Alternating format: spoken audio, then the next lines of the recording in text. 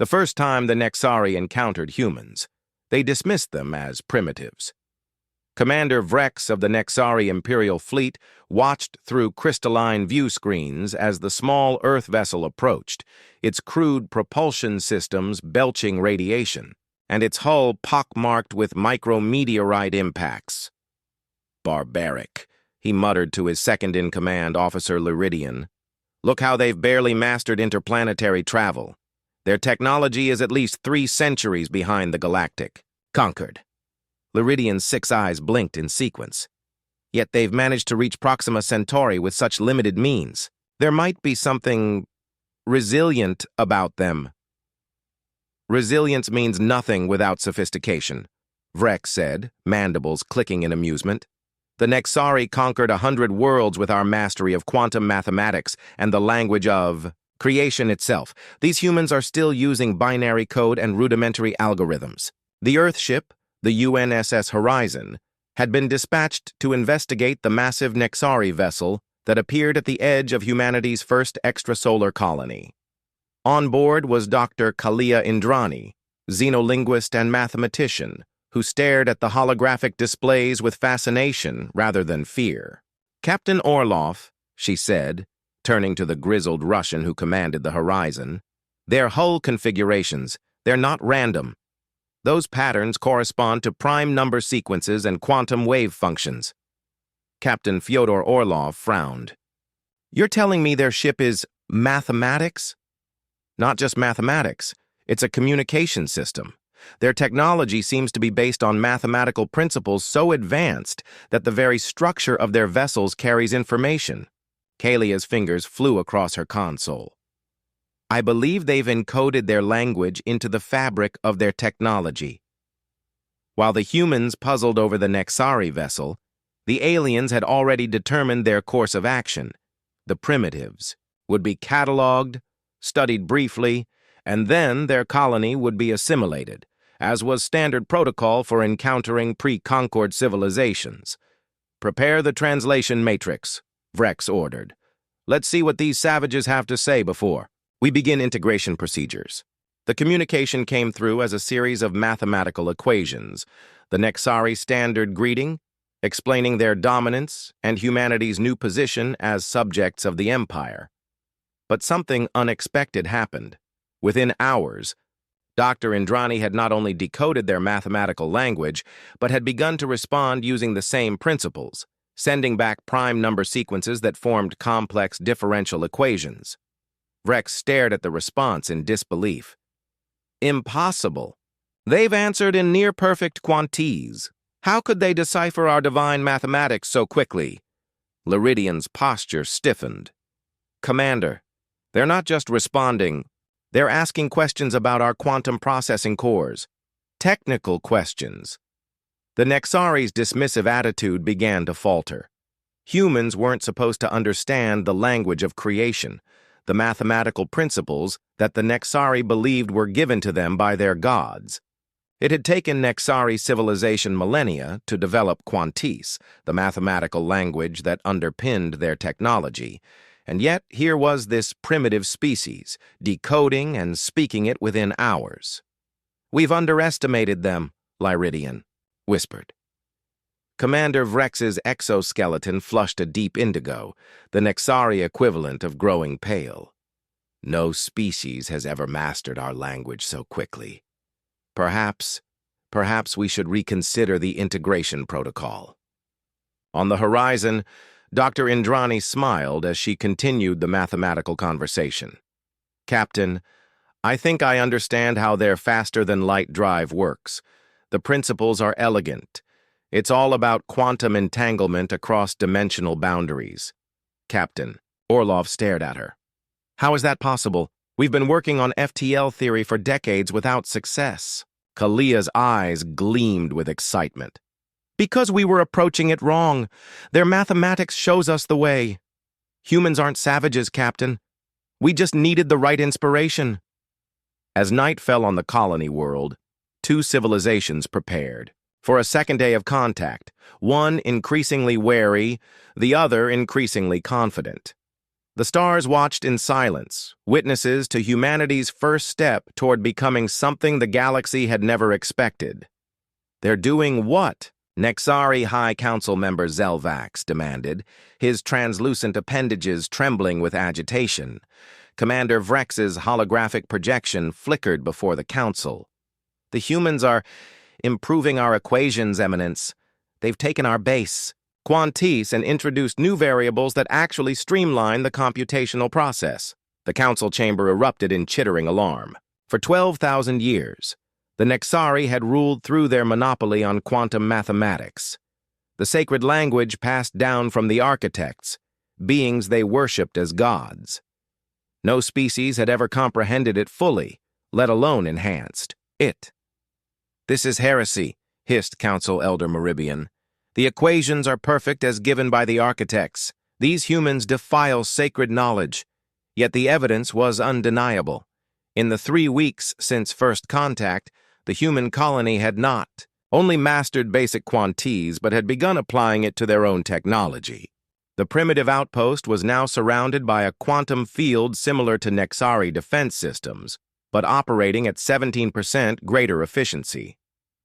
Back on the UNSS Horizon, Dr. Indrani had become the center of a growing team of Earth's brightest minds, all transported via emergency FTL jumps once the potential of the alien mathematics became clear. "The Nexari think this is divine knowledge," she explained to the assembled scientists, "but it's really just an elegant mathematical framework that describes reality at its most fundamental level. They've had millennia to develop it, but they've become conservative. They treat the equations as religious texts that can't be modified." Dr. Renault, a physicist from CERN, nodded excitedly. "But mathematics isn't static. Their reverence has become a limitation." "Exactly," Kalia agreed. "And now we've introduced calculus of variations to their quantum field theory, and they don't know whether to be impressed or horrified." Captain Orlov had been monitoring communications from Earth. He entered the conference room, his expression grave. "The UN Security Council is concerned. The Nexari have dispatched 3 more vessels to our location. They're calling it a cultural exchange, but intelligence suggests it's more likely a show of force." Dr. Indrani wasn't surprised. "They're scared. We've challenged their fundamental belief system. The Nexari built an empire on the assumption that they alone were chosen to understand the language of creation." On the Nexari command ship, Vrex faced a difficult conversation with the newly arrived Archon Thexil, a religious leader who had traveled across 20 light-years to witness the human heresy firsthand. "Show me these modifications," Thexil demanded. Vrex projected the human-modified equations. "They call this optimization. They've reduced the computational steps by introducing something they call dimensional folding, a concept absent from our mathematics." Archon Thexil studied the equations, his inner light dimming with each passing moment. "This cannot be. The architect's knowledge is absolute." "Yet it works," Liridian interjected. "We've tested their modifications. Our propulsion efficiency has increased by 22%. The Archon's appendages writhed in distress.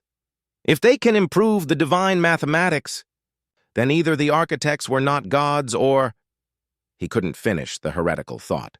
Meanwhile, humanity's diplomatic corps had finally arrived, led by Ambassador Fan Min, who brought with her a proposal that would shake the foundations of the Nexari Empire. "We offer an exchange," she told the Nexari delegation. "Your complete mathematical framework for our artistic and philosophical archives. We believe both represent the highest achievements of our respective civilizations." The Nexari were stunned by the audacity. Exchange their sacred knowledge for human art and philosophy? Preposterous! Yet the humans had already demonstrated their ability to unravel Nexari mathematics independently. This wasn't a request. It was a courtesy. As the diplomatic talks stalled, Dr. Indrani made another breakthrough. "Ambassador," she called excitedly, "over the secure channel, we've decoded references in their mathematics to something called the prime artifact, some kind of technology or knowledge left behind by these architects they worship." Ambassador Fan's eyes narrowed. And where is this artifact? Unknown, but the equations suggest it's the source of their mathematical framework. If we could find it? The ambassador understood immediately. If humans could access the source of what the Nexari considered divine knowledge, the balance of power would shift dramatically. In his private chamber, Commander Vrex reached a difficult decision. The humans were advancing too quickly. If they discovered the prime artifact, the Nexari's technological advantage would vanish. The High Council's orders were clear. If diplomacy failed, more direct measures would be necessary. With heavy hearts, the Nexari commanders began preparing for humanity's first interstellar war. The Nexari struck at dawn, their quantum cannons reducing the human colony's outskirts to molecular dust. But where they expected panic and surrender, they found preparedness. Somehow, the humans had anticipated the attack. How did they know? Vrex demanded, as the Horizon and 3 hastily retrofitted mining vessels executed evasive maneuvers that should have been beyond their capabilities. Lyridian analyzed the tactical displays. They've implemented a rudimentary version of our probability calculations. They predicted our attack vectors with 78% accuracy. In the command center beneath the colony's surface, Dr. Indrani watched the battle unfold through quantum-entangled viewers, technology that hadn't existed 3 weeks ago. Their attack patterns correspond to the sacred geometries in their mathematical texts, she told Captain Orloff and Ambassador Fan. They're not just fighting. They're following religious protocols. Ambassador Fan's face was grim. Can we use that against them? Already doing it, replied Dr. Elam Kente, who had been a game theorist before becoming humanity's leading expert on Nexari battle mathematics. Their sacred patterns are predictable. We're calculating their movements 5 steps ahead. Above the colony world, the Nexari commanders were growing increasingly disturbed. Not only were the humans evading their attacks, but they were also responding with weapons that incorporated Nexari principles. Crude but effective quantum disruption beams that targeted the sacred geometrical weak points in Nexari shields. This is impossible, Archon Thexel whispered. These patterns were hidden in the most sacred texts. How could they know where to strike? The battle raged for 6 hours before reaching a stalemate.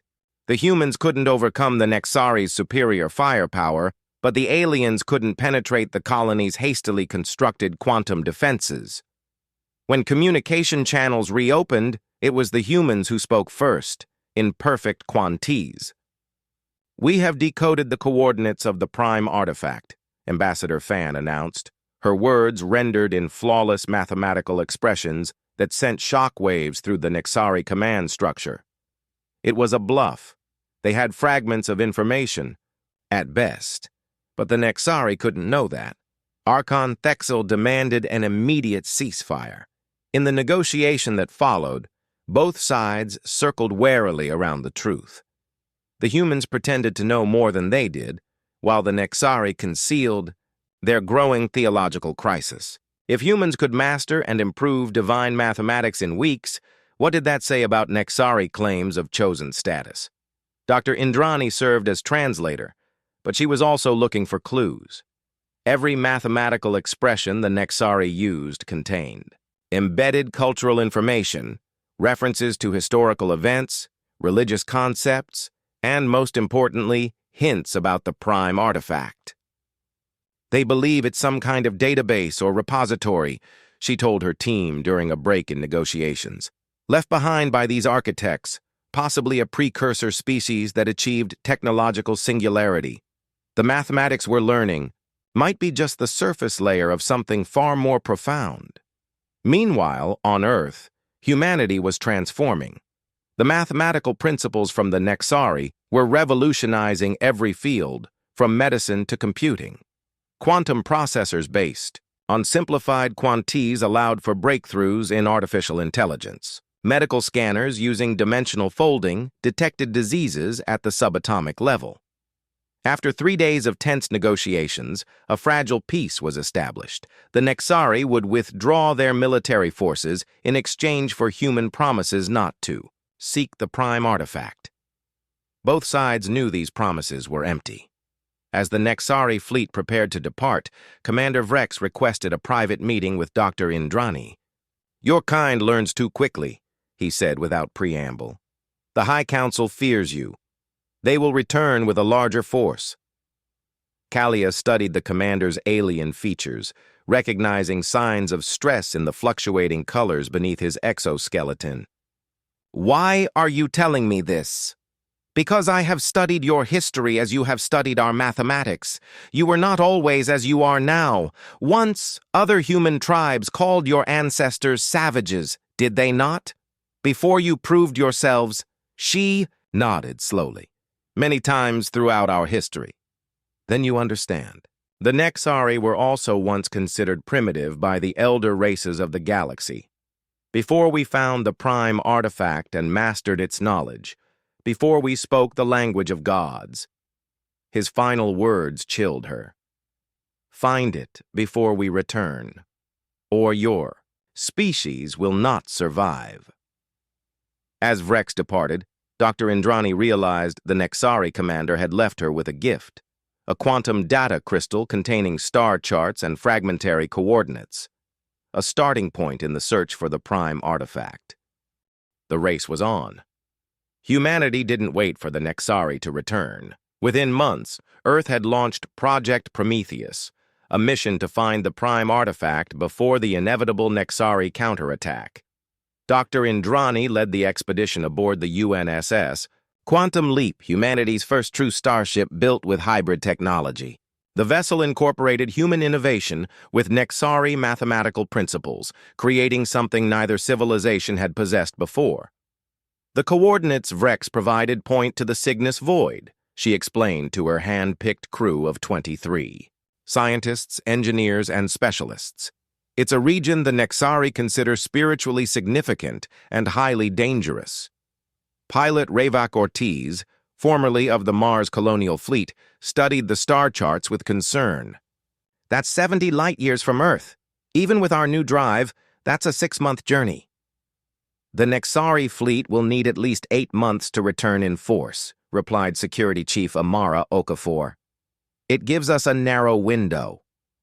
The Quantum Leap departed Earth to little fanfare, a deliberate decision to avoid drawing attention. But across the galaxy, word was spreading of the species that had mastered divine mathematics in weeks instead of millennia. In the Great Nexari Conclave, the High Council faced unprecedented division. The military faction, led by Grand Strategist Zelvax, demanded immediate action to eliminate the human threat. The religious conservatives, following Archon Thexil, insisted that humans must be studied to understand how they had achieved such rapid mastery, and a small but growing faction suggested something previously unthinkable. Perhaps humans were the true chosen of the architects. "Consider the evidence," argued Council Member Tristia, her voice causing ripples in the sacred pool at the center of the conclave. "No species has ever intuited quantize so quickly. What if the architects intended this? What if humans are meant to advance the divine mathematics beyond what we have achieved?" The suggestion bordered on blasphemy, but it couldn't be dismissed entirely.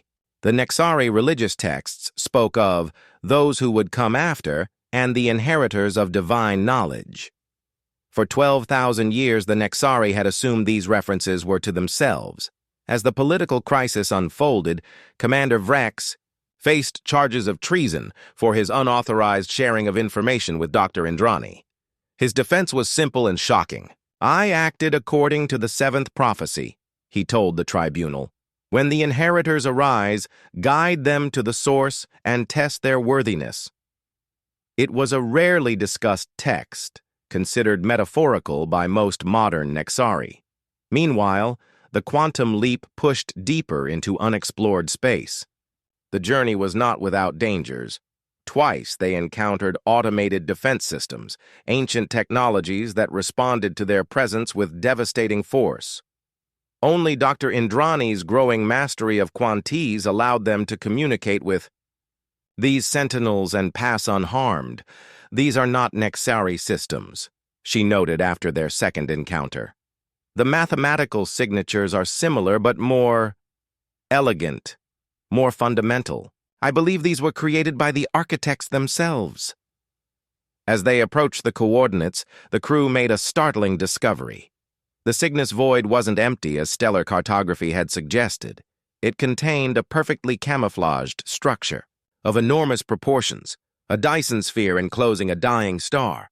The energy readings are off the charts, reported Science Officer Dio Okonkwo. This structure has been harvesting the star's energy for what appears to be millions of years. The quantum leap approached cautiously, broadcasting mathematical sequences derived from the Nexari sacred texts. For 3 days, there was no response. Then, suddenly, an opening appeared in the seemingly seamless surface of the sphere. An invitation? Captain Ortiz wondered. Or a trap, Security Chief Okafor countered. Dr. Indrani studied the opening's dimensions. Look at the proportions. They match the golden ratio exactly. This isn't random. It's another test. They piloted the ship through the opening into a vast internal space. The interior of the Dyson sphere contained an entire ecosystem, artificial planets orbiting the contained star, connected by what appeared to be transit systems that defied conventional physics. At the sphere's heart, suspended in synchronized orbit around the star, was a crystalline structure that pulsed with energy and information, the prime artifact. As they approached, their ship's systems began to change, upgrading themselves according to patterns transmitted from the artifact. Displays flickered with equations of increasing complexity, the full language of the architects revealed at last. Dr. Indrani watched in awe as the mathematical secrets of creation unfolded before them. "This isn't just a database," she whispered. "It's a key to understanding reality itself." But they weren't alone. As the quantum leap established orbit around the artifact, sensors detected multiple ships dropping out of faster-than-light travel. The Nexari had arrived. 7 Nexari warships surrounded the quantum leap, their weapons primed. But they didn't fire. "They're broadcasting a message," Communications Officer Layla Nazari announced. "Audio only, translated through our systems." The voice of Archon Thexil filled the bridge. "Humans, you stand in the sacred presence of the Architect's legacy. Your journey ends here. Surrender your vessel and prepare to be boarded." Before Captain Ortiz could respond, another voice cut in, Commander Vrex.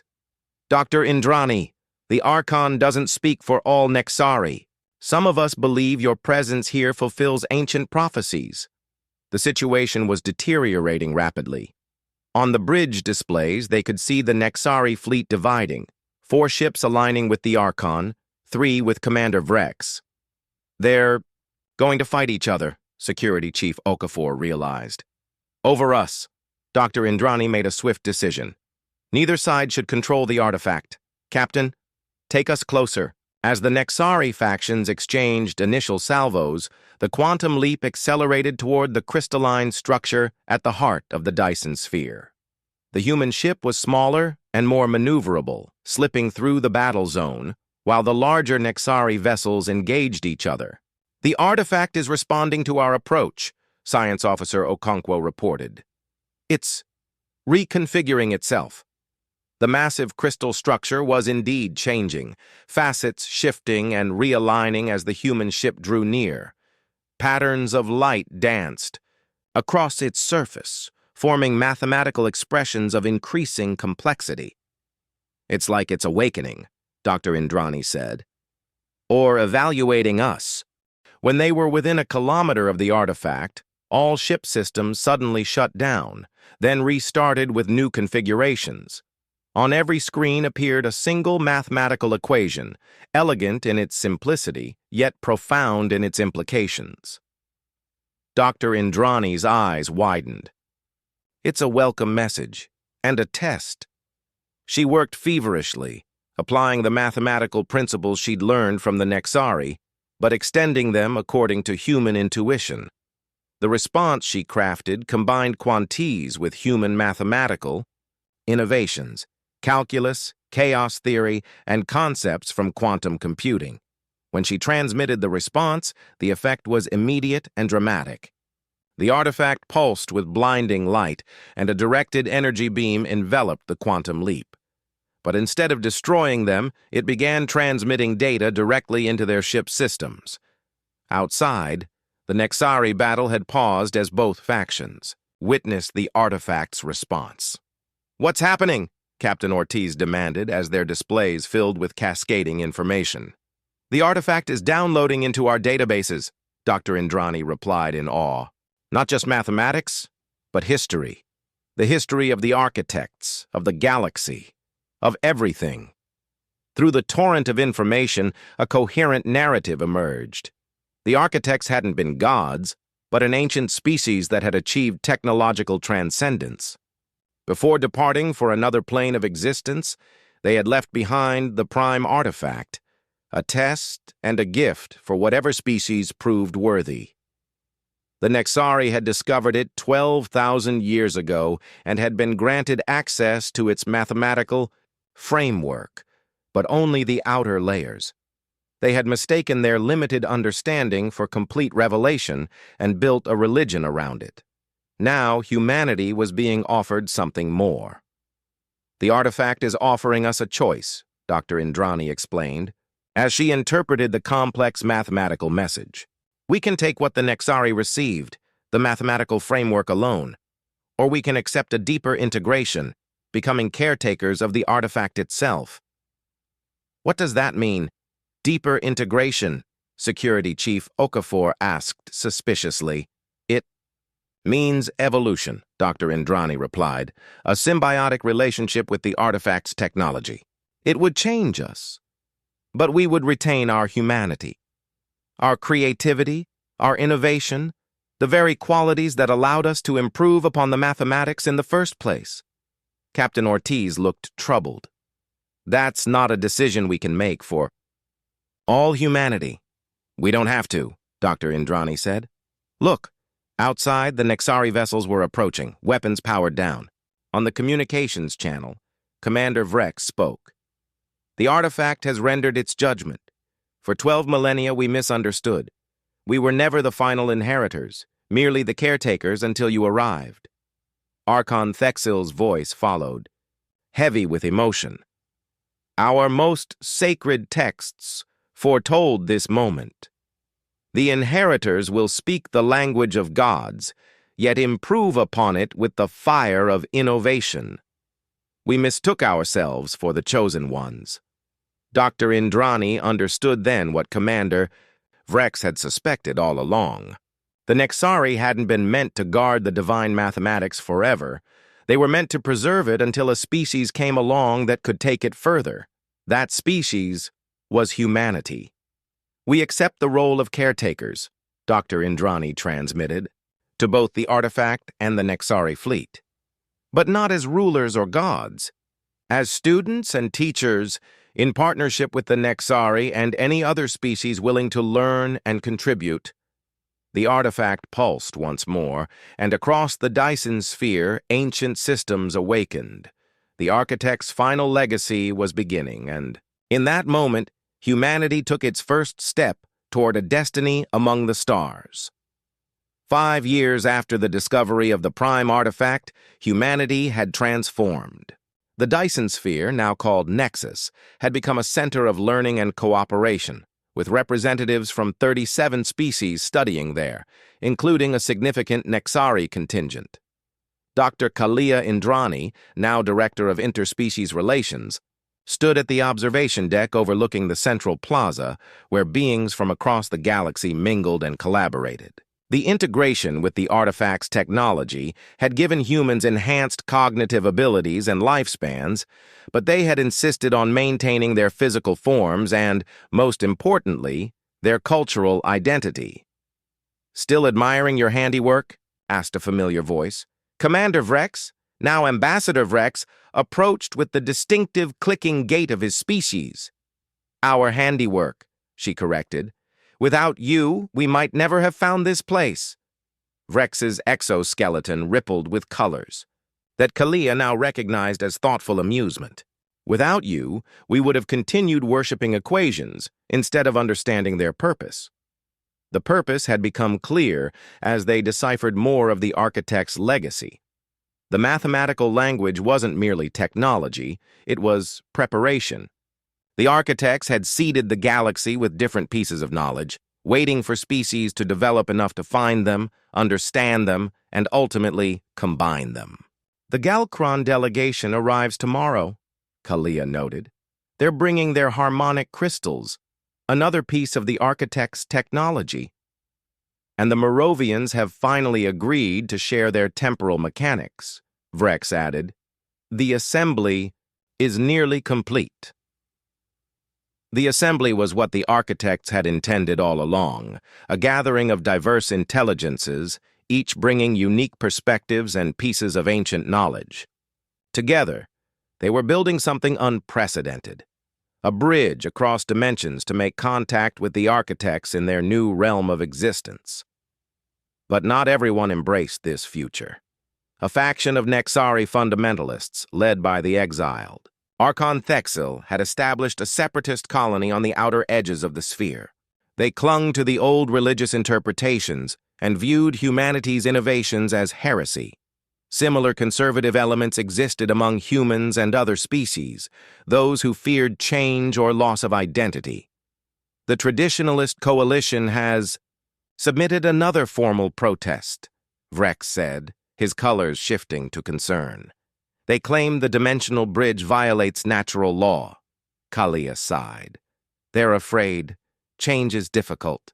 Their conversation was interrupted by Pilot Ortiz, now Admiral Ortiz of the Unified Fleet, approaching with urgent news. "Director, Ambassador, we've detected unusual energy patterns from the star. The artifact is responding with mathematical sequences we haven't seen before." They hurried to the central control chamber where Science Officer Okonkwo, now lead researcher, was analyzing the patterns. "It appears to be a countdown," he explained. "The artifact is preparing for some kind of event." As scientists and representatives from various species gathered, the mathematical expressions grew more complex, building toward what Kalia recognized as a dimensional formula, but far more advanced than anything they had developed. "Could this be the architects making contact?" someone asked. "Or a pre-programmed response to our progress," Ambassador Vrex suggested. The crystalline structure of the artifact began to pulse with increasing intensity, projecting mathematical equations into the chamber. As hours passed, the entire Dyson sphere hummed with energy, its ancient systems fully activated for the first time in millions of years. Then, at the mathematical sequence's culmination, space itself seemed to fold within the chamber. A rift opened, not destructive or chaotic, but a perfectly ordered dimensional gateway. Through it stepped a being of light and mathematics, its form shifting between states of matter and energy. When it spoke, it did so directly into their minds, in pure mathematical concepts that transcended language. "We have watched and waited," the entity communicated. "You have done well, children of different worlds."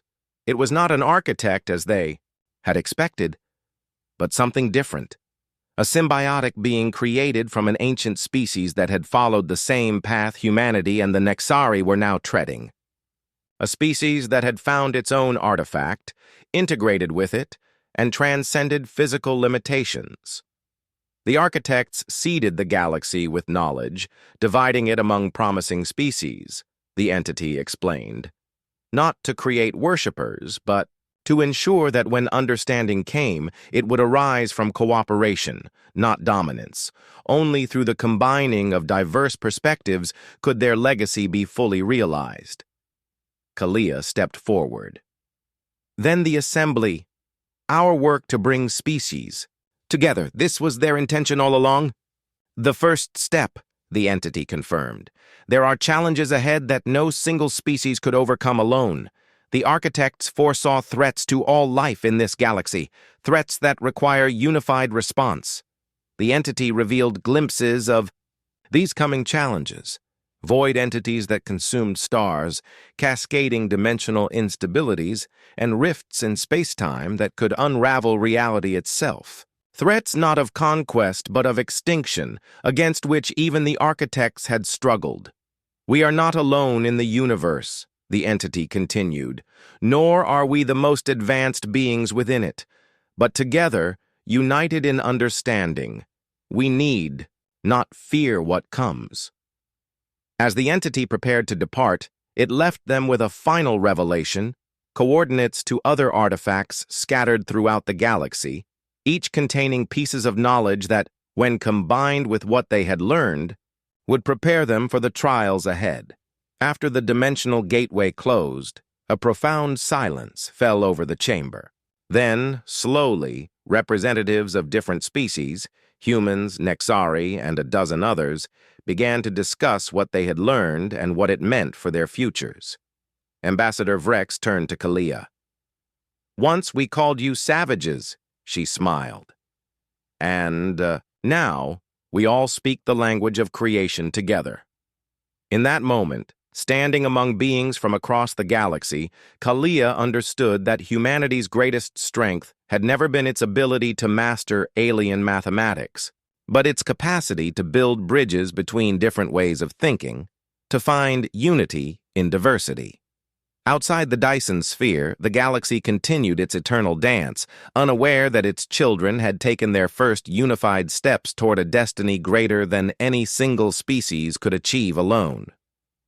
The journey that had begun with dismissal and conflict now continued with purpose and hope, not for conquest or domination, but for understanding and preservation of all life. The savages had become teachers. The teachers had become students. And together they had become something new, something that even the architects would recognize as worthy inheritors of the cosmos.